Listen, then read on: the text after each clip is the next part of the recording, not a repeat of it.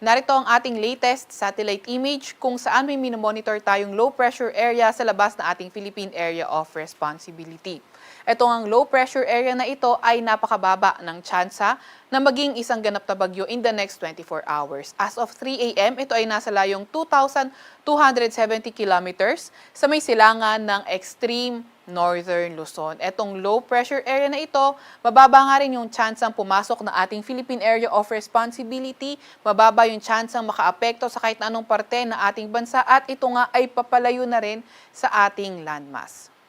Samantalang southwest monsoon naman o habagat ang nakakaapekto sa Luzon, pati na rin sa may kanlurang bahagi ng Visayas. Ito ang southwest monsoon yung nagdadala ng paulan sa malaking bahagi ng Luzon area, kabilang na ang Metro Manila. So sa lagay ng panahon natin for today, inaasahan nga natin sa Ilocos Region, Cordillera Administrative Region, Cagayan Valley, sa may Central Luzon, sa may Calabarzon, sa may Oriental at Occidental Mindoro, inaasahan natin yung maulap na papawirin at mga kalat-kalat na pag-ulan, pagkidlat at pagkulog for today. Kabilang na nga dyan yung Metro Manila area. And then sa mga susunod na araw, posibleng mas dumaming areas ng Luzon yung affected by southwest monsoon. And then kapag dumakas nga yung epekto ng southwest monsoon sa ating bansa, asahan nga rin natin yung mga mas malalakas na pag-ulan sa kanlurang bahagi ng central at southern Luzon. Kaya patuloy pa rin tayong mag-antabay sa mga ilalabas na update ng Pag-asa.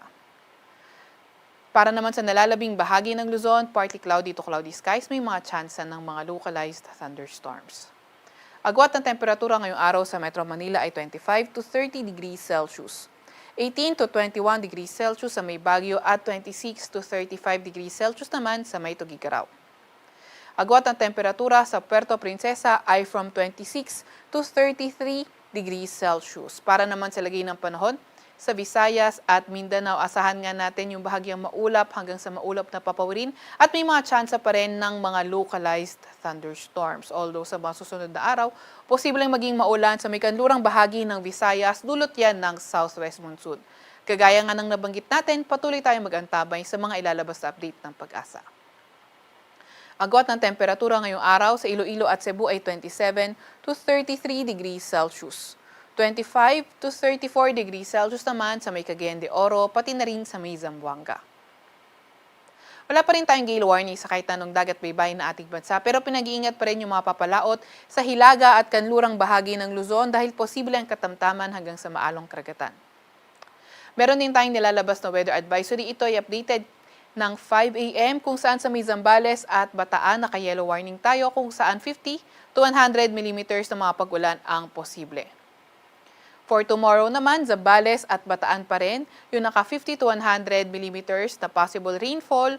At pagdating naman ng Monday, ay ito ay sa Ilocos Sur, La Union, Benguet, Pangasinan, Zambales, Bataan at sa may Occidental Mindoro. Kaya patuloy pa rin tayo mag-antabay sa mga advisories at warnings ng Pag-asa.